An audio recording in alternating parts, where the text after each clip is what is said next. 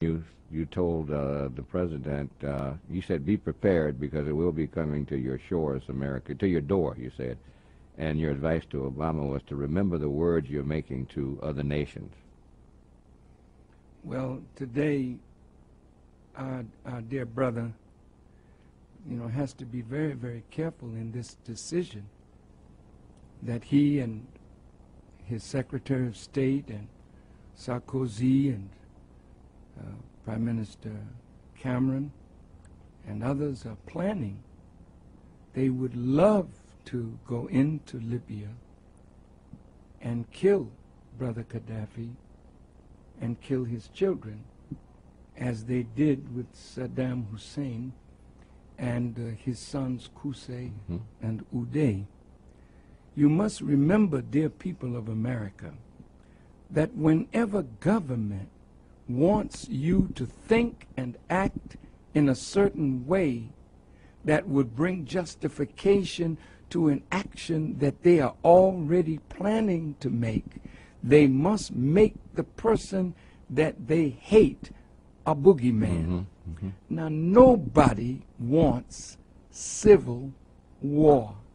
It is the bloodiest of all kinds of wars because you're fighting your own brothers. You're fighting the people of your own language and culture and history. So in every nation, brothers and sisters, there is dissatisfaction. And what the CIA does is go into a country and move among the people that are dissatisfied to stimulate a revolt against a leader that they don't like because they want regime change. I want to be specific. When George W. Bush was president, he said they wanted regime change in Iran, in Korea. Regime change. How do you get regime change, honest America? How do you do that? Congress, the Congress of the United States, voted to spend $150 million to replace the government in Iran that America doesn't like. So they send their agents in to work among the, the dissatisfied. So when they had this election and the people in Iran rose up, they have legitimate grievances, all right, but stimulated from the outside. So President Obama didn't want to put his foot into that cage lest somebody say America inspired it, because it was America's policy to destabilize that government. Well, what about Libya? See, how much money is being spent to arm the so-called rebels? They're dissatisfied. Well, what is their dissatisfaction about? Do they have jobs? Yes. Do they have food? Yes. Has Gaddafi used the oil money to build Libya? Yes. Did Gaddafi use oil money and discover water under the Sahara Desert and brought that water to the surface and brought water from Benghazi all the way to the border almost of Tunisia? Did he impose farming in the desert so that they could feed their own people? Yes. Are there billions of dollars that he's spending building homes, building apartments for his people? Yes. So something is under this. And so when America, England, France, three imperialist powers want to destabilize that country, is it that you're so concerned? Now listen to this hypocrisy, American people. Is it that you're so concerned over the blood that is being shed in Libya when you look the other way when the Israeli Defense Force was bombing the innocent people of Gaza? unarmed men, women, and children, but our government looked the other way.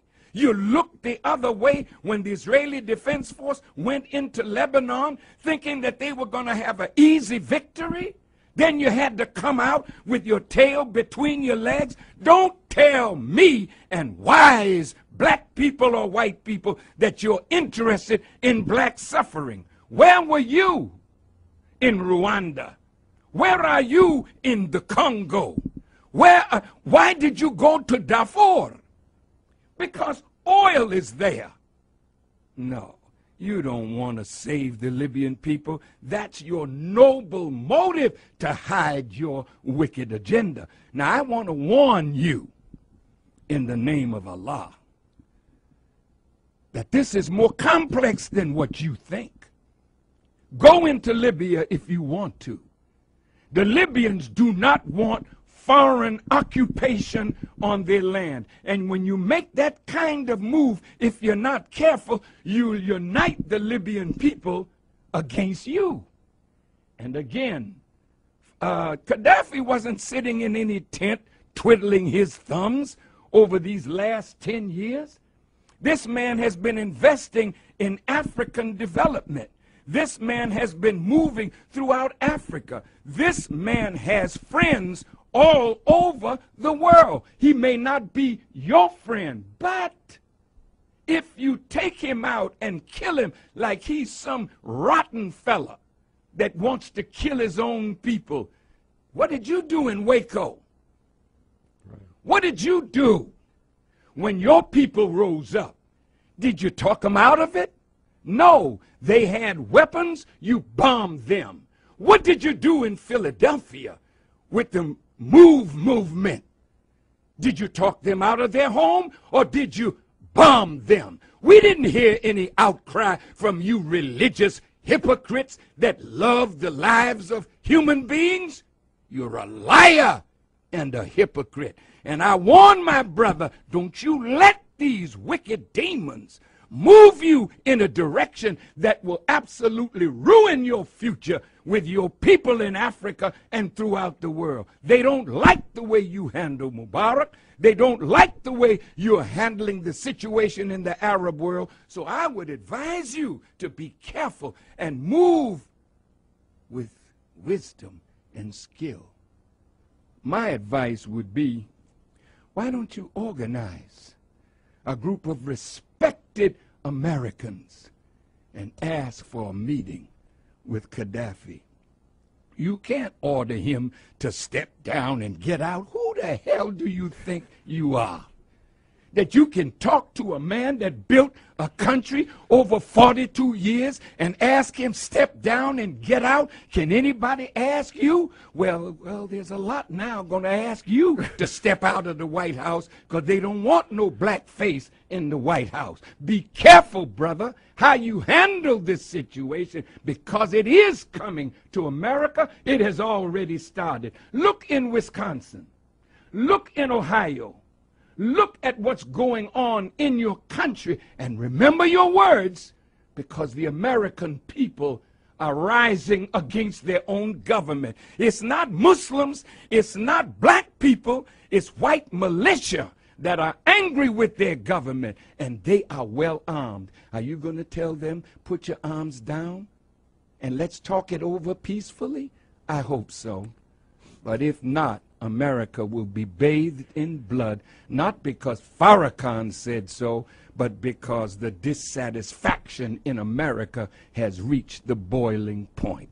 Be careful how you manipulate the dissatisfaction in Libya and other parts of the Muslim world.